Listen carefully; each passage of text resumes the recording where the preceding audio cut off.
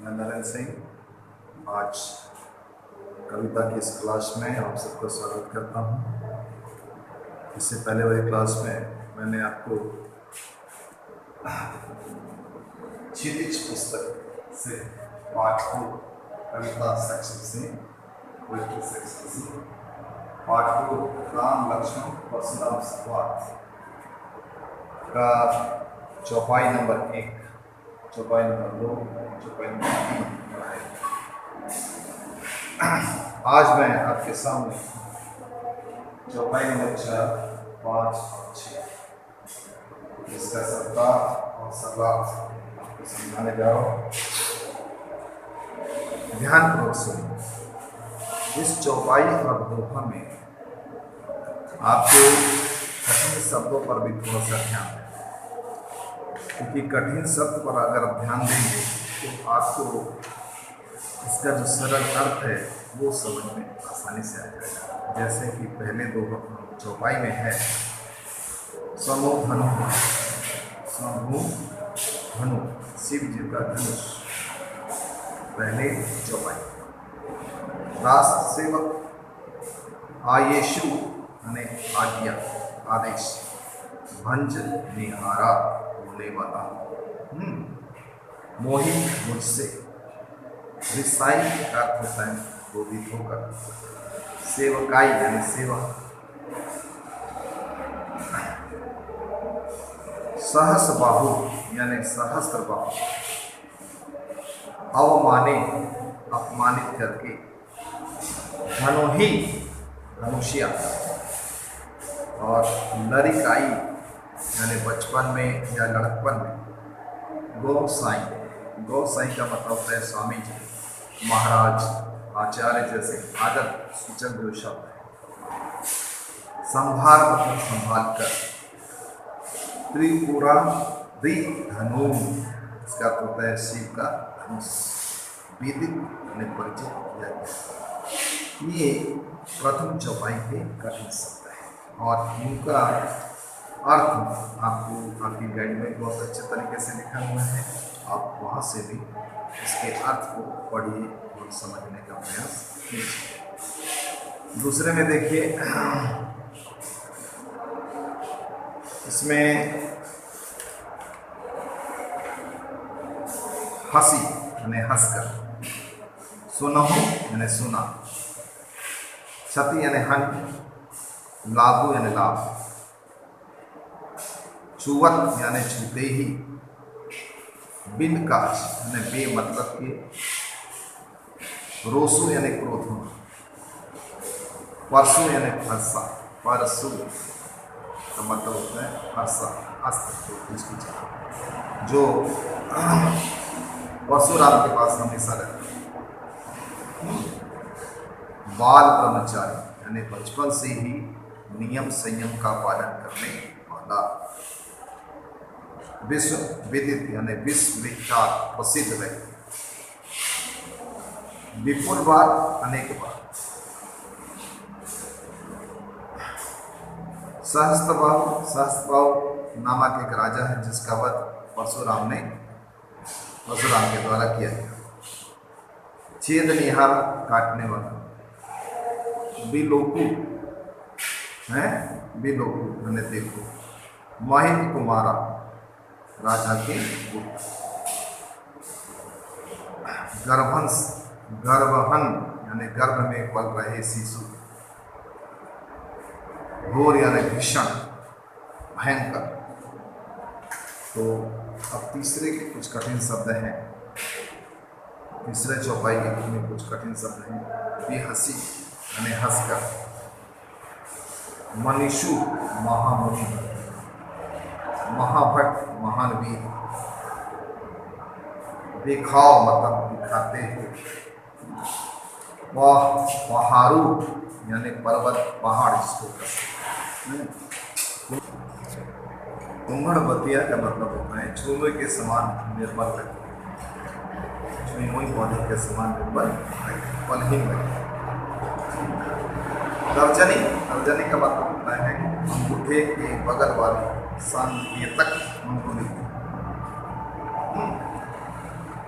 तो अनुचित यानी जो उचित न, भृगुवंश मणि यानी भृगुवंश के रत्न, हीरा यानी वाणी। तो इस प्रकार ये तीसरे चौपाई के कुछ कठिन शब्द हैं। अभी हम चौथी चौपाई को पढ़ रहे हैं और उसके कठिन शब्दों को बता रहे हैं। कौशिक सुनहु मंद येहु बालकु, कुटिल कालवश निज कूल हालकु, भानुबस राकेश कलंकु, निपट निर्कुसु अबुध वसंसु, काल वकल वही है छन नाही, कहो पुकारे कोरी मोहि नाही, तुम हटकह जो चहु बारा, कहीं प्रताप पर रोष हमारा, लखन के रो मुनि सुजस तुम्हारा, तुम ही अछत को वरने पारा, अपने मुँह तुम आपन करने, वार अनेक भांति बहु बरने, नहीं संतोष ना पुनि कछु कहो, जनि रसी लोक दूसर तुम सोहो, वीर प्रति तुम धीर अछोभा, गारी देत न पाओ सो। तो इस चौपाई के कुछ कठिन शब्द हैं।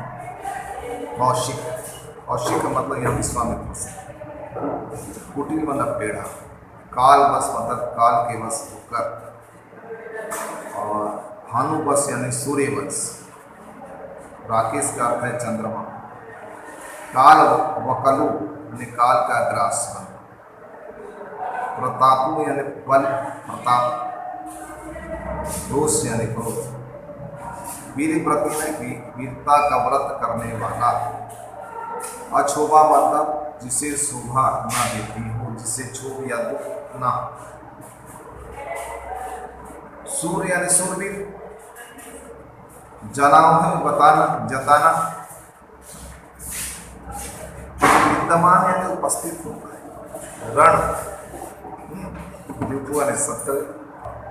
ये तुलसीदास की रचना रामचरितमानस से बाल कांड से लिया गया, और इस अंश में शीतल सोमवार में श्री रामचंद्र द्वारा शिव धनुष भंग किए जाने के पश्चात परशुराम क्रोधित अवस्था में वहाँ उपस्थित होते हैं, राजा जनक के दरबार में आते हैं। यहाँ आकर राम लक्ष्मण के साथ उनके जो संवाद होते हैं उसी को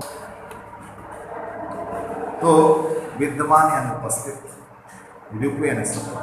तो ये अवधि भाषा है। चौपाई में दोहों में अवधि भाषा का प्रयोग हुआ है, और इसको थोड़ा सा ध्यान से आपको पढ़ना और समझना है, तब आपके लिए सब आसान, कुछ कठिन। तो यहाँ परशुराम और लक्ष्मण के बीच संवाद चल रहा है। परशुराम विश्वामित्र से कहते हैं, उन्हें संबोधित करते हुए कहते हैं, हे विश्वामित्र सुनो, यह बालक मूर्ख, यह बालक मतलब अर्थात लक्ष्मण से कहा, यह बालक मूर्ख है, कुटिल है, मृत्यु के वशीभूत है, अपने कुल का नाश करने में। यह बालक मूर्ख है, मृत्यु के वशीभूत है, अपने कुल का नाश करने वाला है। यह सूर्यवंश रूपी चंद्रमा का कलंक है। सूर्यवंश, लक्ष्मण राम सूर्यवंश से आते हैं, तो ये सूर्यवंश का सूर्यवंश रूपी चंद्रमा का कलंक है, या कलंक के समान है। यह अति उद्दंड है, बुद्धिहीन है और निडर है। यह अभी एक क्षण में मेरे द्वारा काल का ग्रास बन जाए, अर्थात मैं अभी कुछ ही पल में इसकी हत्या कर दूंगा। मैं यह बात आपको बता दे रहा हूँ, मैं ये बात आपको बता रहा हूँ, बाद में आप मुझे दोष नहीं देना। यदि तुम इससे बचाना चाहते हो, अर्थात लक्ष्मण को यदि तुम इससे बचाना चाहते हो, तो हमारे पराक्रम यानी मेरे पराक्रम, परशुराम के पराक्रम, बल और क्रोध के विषय में सब कुछ बताकर इसको रोक लो। मैं कैसा क्रोधी आदमी हूँ, मैं कैसा बलवान व्यक्ति हूँ, मेरे अंदर कितना पराक्रम है, ये इसको तो बताओ। और इसको रोको, रोक सकते हो तो रोक लो। परशुराम की इस बड़बोलापन, बड़ी बड़ी बातें सुनकर लक्ष्मण व्यंग करते हुए परशुराम से कहते हैं, हे महामुनि, तुम्हारे सुयश के विषय में आपके अलावा और अन्य कौन वर्णन कर सकता है? आप कितने महान हैं, आप कितने पराक्रमी हैं, आप कितने वीर हैं, आप कितने क्रोधी हैं, या आपसे ज़्यादा कोई वर्णन नहीं कर सकता। अर्थात आपके सुयश यश के बारे में आपको छोड़कर अन्य कोई दूसरा वर्णन नहीं कर सकता। आप अपने कर्मों के विषय में अपने मुँह से अनेक बार अनेक प्रकार से स्वयं बखान कर चुके हैं। आप अपने बारे में अनेक बार बातें बता चुके हैं, अपने यश का गुणगान गा चुके हैं। इतने में भी यदि अभी तक आपको संतोष नहीं हुआ है तो फिर कुछ और वर्णन करना चाहते हैं तो कर दीजिए। आपका क्रोध बढ़ रहा है और आपके लिए वो क्रोध असहनीय भी हो रहा है। आप उस क्रोध को सहन नहीं कर पा रहे। आप वीरता की प्रतिज्ञा करने वाले हैं, धैर्यवान हैं, क्षोभ रहित हैं। आप शब्द कहते हैं, गालियां देते हुए आप अच्छे नहीं लग रहे हैं। जो सूरवीर होते हैं, जो सच्चे सूरवीर होते हैं, वे युद्ध भूमि में अपनी वीरता करके दिखाते हैं, वीरता का बखान नहीं करते। युद्ध के मैदान में सूरवीर अपनी वीरता का परिचय देते हैं, युद्ध लड़ते हुए अपने पराक्रम को दिखाते हैं, अपनी वीरता को दिखाते हैं, अपने बल को दिखाते हैं, युद्ध करते हुए। परंतु यहाँ तो आप केवल बातों के ही वीर हैं, बातों के ही पराक्रमी, बातों ही सूरवीर नजर आ रहे हैं।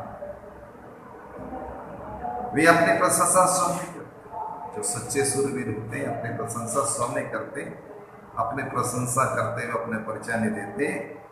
शत्रु को युद्ध के मैदान में देखकर वे केवल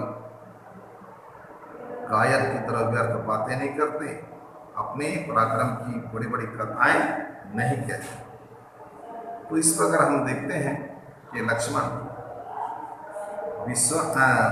परशुराम को अपमानित करते हैं और सच्चे वीर का गुण बताते हैं कि जो सच्चे वीर होते हैं वो कैसे रहते हैं, उसके बारे में उनको बताते हैं। तो पहली पंक्ति में हमने देखा कि परशुराम विश्वामित्र से लक्ष्मण से शिकायत कर रहे हैं क्या कि परशुराम के अनुसार लक्ष्मण मूर्ख है, कुटिल है, अपने कुल का नाश करने वाला है, सूर्यवंश रूपी चंद्रमा का कलंक है, बुद्धिहीन है, निडर। परशुराम बोलते हैं लक्ष्मण को क्षण भर में कालवश कर दूंगा, क्योंकि लक्ष्मण के व्यंग अब उनसे सहन नहीं हो रहे हैं, वे उनके व्यंग बाणों से घायल हो चुके हैं। तो लक्ष्मण के प्रति उनकी खींच पता चलती है।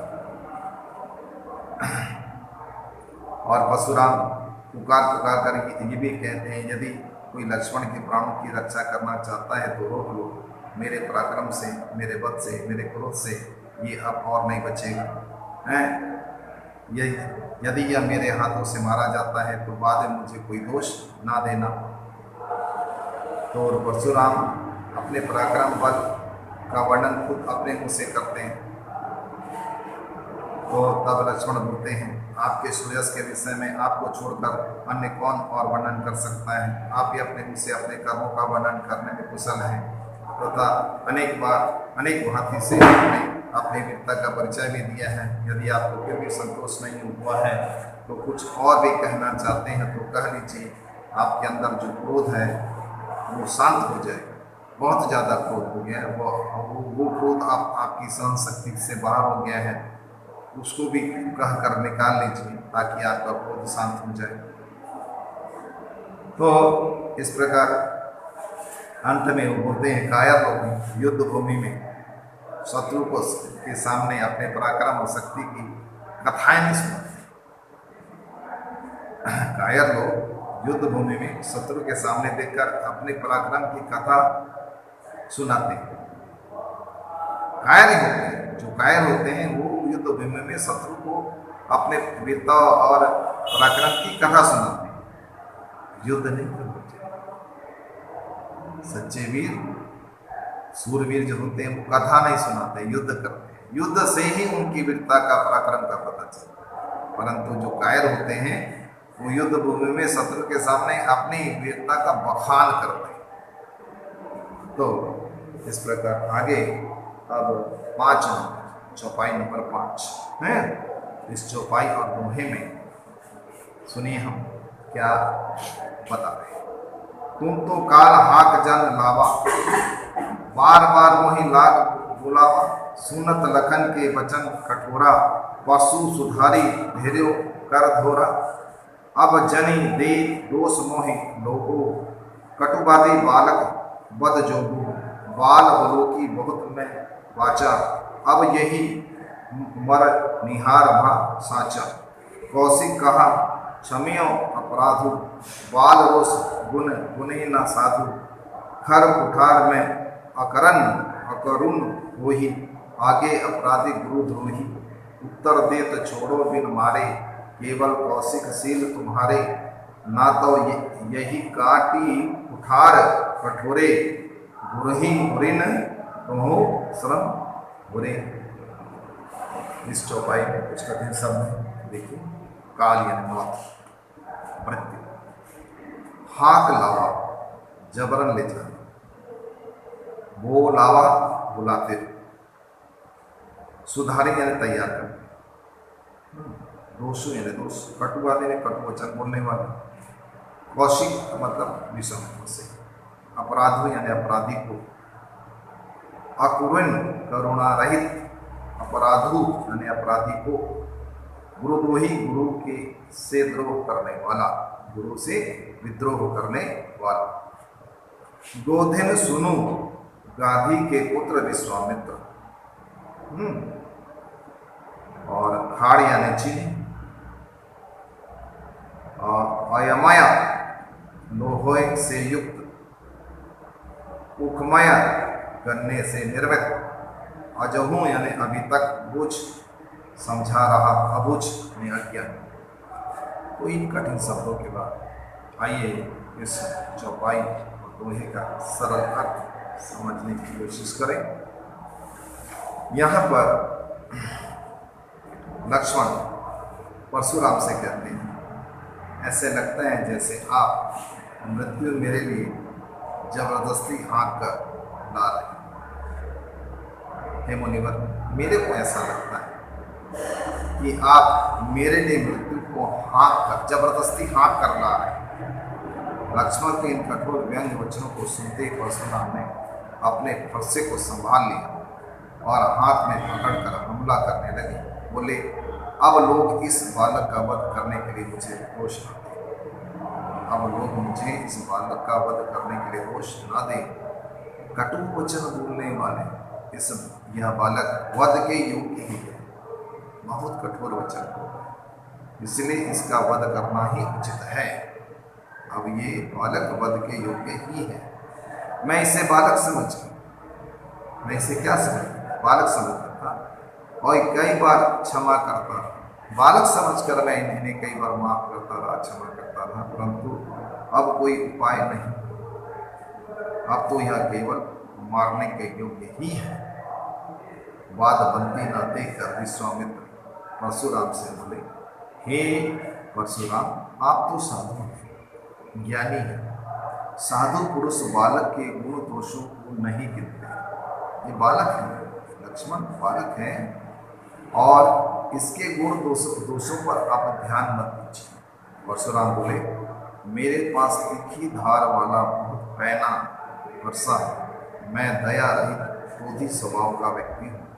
मेरे समक्ष यह अपराधी है, गुरुद्रोही है, लक्ष्मण खड़ा है, जो मुझे जवाब पर जवाब दिए जा रहा है और मुझे अपमानित किए जा रहा है। हे विश्वामित्र, मैं केवल तुम्हारी नम्रता के कारण ही इनको छोड़ रहा हूँ। मैं केवल तुम्हारे कारण, तुम्हारी विनम्रता के कारण ही, तुम्हारे वचनों के कारण ही इस बालक को छोड़ रहा हूं। नहीं तो अभी तक तो मैं इसका काम तमाम कर दिया, नहीं तो इसको अपने इस कठोर फरसे से मैं कब का काट के फेंक दिया हूं। थोड़े से परिश्रम और थोड़े से परिश्रम से ही मैं गुरु के ऋण से ऋण हो जाऊं। विश्वामित्र मन ही मन हंसते। परशुराम की इस बात को सुनकर विश्वामित्र मन ही मन हंसते हैं और सोचते हैं, हे मुनि परशुराम, तुमको हरा ही हरा दिखाई देता है, अर्थात अभी तक तुमने हर स्थान में विजय प्राप्त की है, परंतु राम लक्ष्मण कोई साधारण बालक नहीं और तुम इनको साधारण समझने की नासमझी कर रहे हो, साधारण समझने की भूल कर रहे हो। इनके अंदर जितनी शक्ति है, जितना पराक्रम है, जितना बल है, उसे तुम नहीं जानते। तुम इनको मामूली समझो। आज तक तुम्हारा सामना ऐसे सूरवीरों से नहीं हुआ।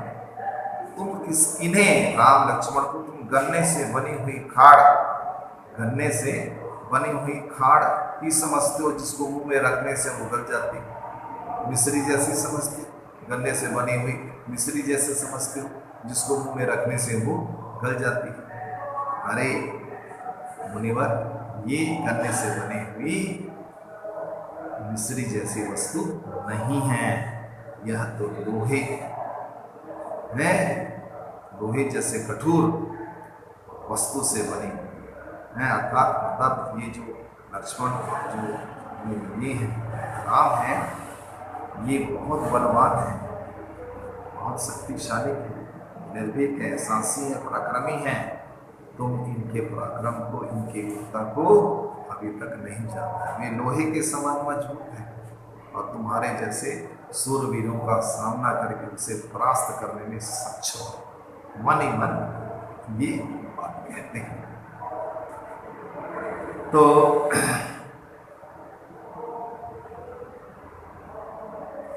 परशुराम लक्ष्मण को बार बार मारने के धमकी दे रहे हैं और लक्ष्मण उनसे कह रहे हैं कि ऐसा लगता है जैसे आप मौत को जबरदस्ती मेरे लिए बुला रहे हैं। आप तो जबरदस्ती काल को मेरे लिए बुला रहे हैं। लक्ष्मण के कठोर वचनों को सुनकर परशुराम अपना फरसा अच्छे से संभाल लेते हैं, मतलब हमला करने के लिए तैयार कर लेते हैं। फरसे को हाथ में पकड़ परशुराम बोले, यह कटु वचन बोलने वाला बालक वध के योग्य, अब इसको क्षमा नहीं करना चाहिए, वध के योग्य है। मैं इसका हर हाल में वध कर दूंगा, तब मुझे दोष नहीं दे। मैं आप सबको बता दे रहा हूँ, मैं इसका वध करने जा रहा हूँ। करना धरना कुछ नहीं, खाली चुनौती दे रहे हैं, समझे क्या नहीं, चमका रहे हैं, डरा रहे हैं। बालक समझकर मैं छोड़ रहा हूँ, क्षमा कर, तुम्हारे कारण मैं इसको क्षमा कर रहा हूँ। विश्वामित्र, तुम्हारे कारण, तुम्हारा चेहरा देखकर, तुम्हें देखकर मैं इसको क्षमा कर रहा हूँ, लेकिन अभी नहीं तो अभी तक मैं इसको मार दिया होता। तो इस प्रकार अब अंतिम, आखिरी और अंतिम चौपाई का अर्थ समझने का प्रयास करें। कहो लखन मुनि शील तुम्हारा, वो नहीं जान विदित सहारा संसार। माता पितहि पुरिन भय निके, गुरुरिन रहा सोचू पड़ जीपी। सो जनु हमरे ही माथे काढ़ा, दिन चली गए ब्याज बढ़ बाढ़ा। अब अनिय व्यवहारिया बोली, तुरते देव मैं थैली खोली। सुनी कटु बचन उठार सुधारा, हाय हाय सब सभा पुकारा। भृगुवर परसु देखबहु मोही, विप्र विचारी बचो लिप दोही। मिले न कबहु सुभट रन गाढ़े, द्विज देवता घर ही के बाढ़े। अनुचित कही सब लोग पुकारे, रघुपति से नहीं लखन निवारे। लखन उतर आहुति सरिस भृगवर गोप सुन कृष्णानु बढ़त देख जल सम वचन बोले रघुकुल। तो इस अंतिम 6वें नंबर की चौपाई और दोहे में कुछ कठिन शब्द हैं जिसे हम बता रहे हैं। सो सीलू यानी नम्रता और निके अच्छी तरह से भली भाग्य से। गुररिन गुरु गारुड़ आनीय यानी आकार। द्विज देवता ब्राह्मण देवता। कृषाणु में आग अग्नि सम यानी समान। रघुकुल भानु रघुकुल के सूर्य अर्थात श्री राम। तो अंतिम इस चौपाई में लक्ष्मण ने परशुराम से कहा, हे मुनि, आपके शील स्वभाव के विषय में कौन नहीं जानता? आपके शील और स्वभाव के बारे में कौन नहीं जानता? अर्थात इस विश्व में आपके शील और स्वभाव के बारे में सारा संसार जानता है। आप अपने माता पिता से के ऋण से भली भांति ऋण हो चुके हैं। परशुराम ने अपने पिता के आदेश से अपनी माता का वध कर दिया था, फिर पिता के आशीर्वाद से माता को जीवित किया। इस प्रकार वे माता पिता के ऋण से ऋण हो चुके हैं। अब गुरु का ऋण शेष रह गया है, उससे ऋण होने की चिंता आपको सता रही है। वही ऋण मानो हमारे सिर पर पड़ा है। अधिक दिन व्यतीत हो जाने के कारण से उस ऋण का ब्याज बहुत बढ़ गया होगा। अब ऐसा कीजिए, किसी हिसाब किताब करने वाले व्यक्ति को बुला लीजिए, मैं तुरंत अपनी थाली खोलकर आपका ब्याज सहित ऋण चुका दूंगा। लक्ष्मण के मुख से ऐसे कटु वचनों को सुनकर परशुराम ने फंसे को संभालकर हाथ में पकड़ लिया। ऐसा दृश्य देखकर सभा में उपस्थित सभी लोग हाय हाय चिल्लाने लगे। लक्ष्मण निर्भीकता से बोले, हे मृगवंश परशुराज, आप मुझे बार बार अवसर दिखा रहे हैं, और हे राजाओं के शत्रु, मैं आपको ब्राह्मण समझकर बार बार युद्ध करने से बच रहा हूँ। ऐसा लगता है कि आपको युद्ध भूमि पराक्रमी योद्धा अभी तक नहीं।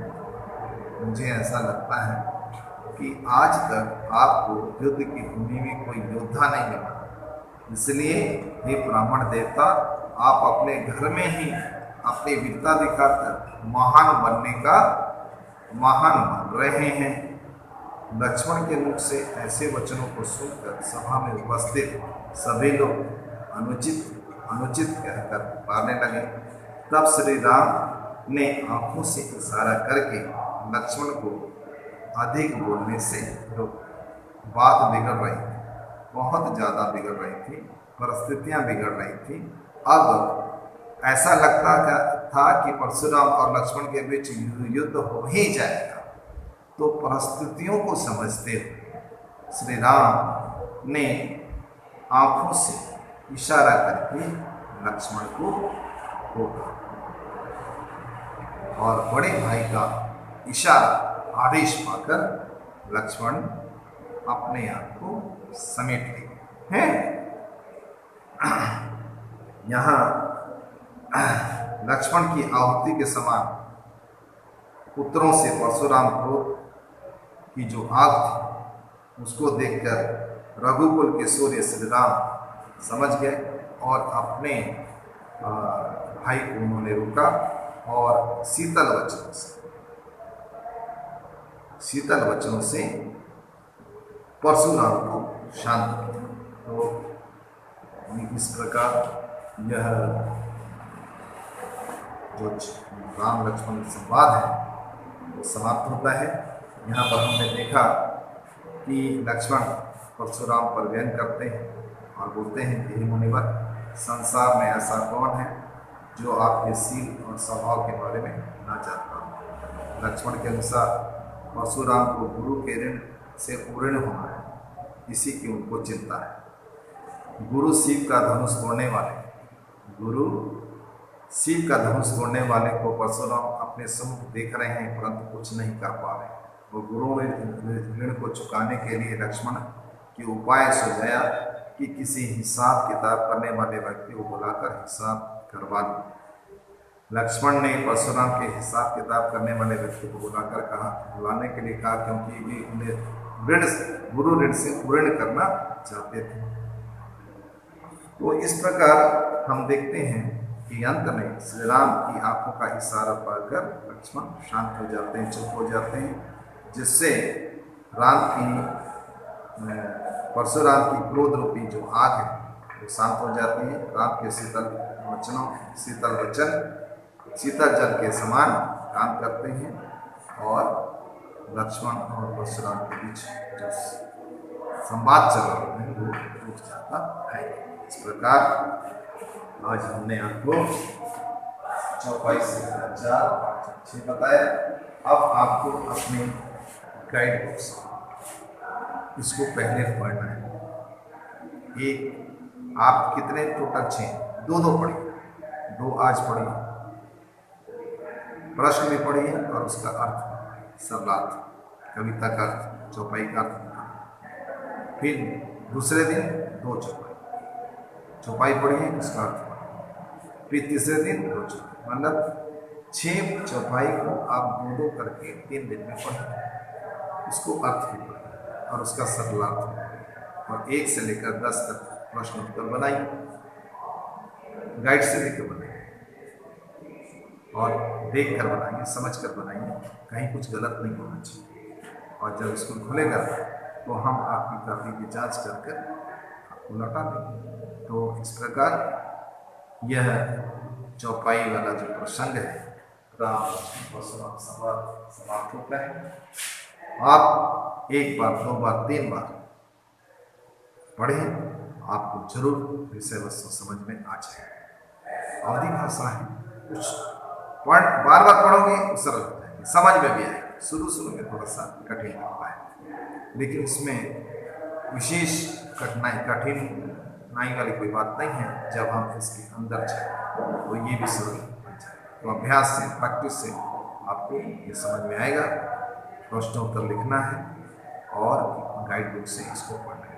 इसके अलावा हिंदी एडिशनल प्रैक्टिस किताब आपको स्कूल से मिली है, उसको भी पढ़िए और उसमें जो सारांश दिया है, यानी कविता के अर्थ का सारांश है, उसको पढ़िए और उसके बाद उसमें जो प्रश्नोत्तर दिए हैं उसको लिखिए, क्योंकि वो ही वैसे ही प्रश्नोत्तर तुम्हारी परीक्षा में आएंगे। तो उन प्रश्नों को हल करने का प्रयास कीजिए। गाइड बुक जो क्वेश्चन उसको हल करने का प्रयास कीजिए, जिससे आप एनुअल एग्जाम में उत्तर लिखने में सक्षम हो जाए। तो आत्मविश्वास तब आएगा जब आप मेहनत करेंगे।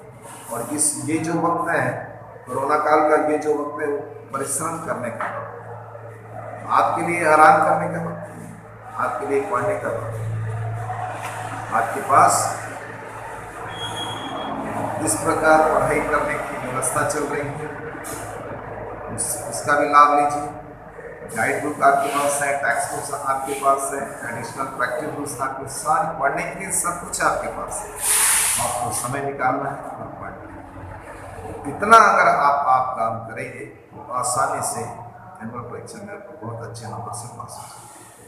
तो जो कहा गया है उसको सुनिए और उसको मानिए। क्लास 10 में आपको अधिक से अधिक हर विषय पर परिश्रम करना है और उसका उत्तर लिखने का अभ्यास प्रैक्टिस कीजिए। प्रश्नोत्तर को रफ कॉपी में लिखने का बार बार अभ्यास कीजिए। ये अभ्यास से ही आप सफलता प्राप्त कर सकते हैं।